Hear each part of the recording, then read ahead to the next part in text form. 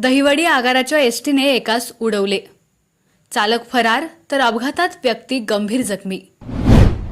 दहिवडी आगाराच्या एसटीने दहिवडी राणंद रस्त्यावर असलेल्या खांडेवस्तीनजीक एका व्यक्तीस उडवल्याची घटना घडली।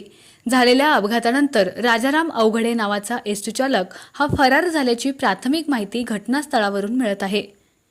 दहिवडी खुटबाव एसटी क्रमांक MH40 N9475 ही बस राणंदकडून दहिवडीकडे चालली होती। याच दरम्यान दहिवडीकडून प्रकाश सदाशिव मुळीक वय वर्ष 45 हे आपल्या दुचाकी क्रमांक MH04 AZ 3073 वरून घराकडे चालले होते। या दरम्यान दहिवडीकडे निघालेल्या बसची एकच हेडलाईट चालू असल्याची माहिती अपघातादरम्यान उपस्थित असलेल्या लोकांकडून मिळाली। या दरम्यान खांडेवस्ती नजीक झालेल्या अपघातात गंभीर जखमी झालेल्या मुळीक यांना तातडीने शेखरभाऊ गोरे यांच्या स्कॉर्पिओ गाडीत रुग्णालयात उपचारासाठी दाखल करण्यात आलं।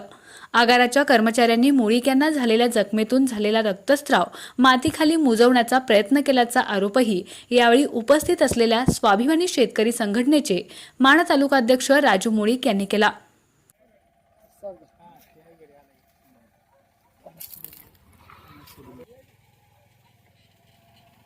एकच हेडलाईट चालू आहे एसटीची।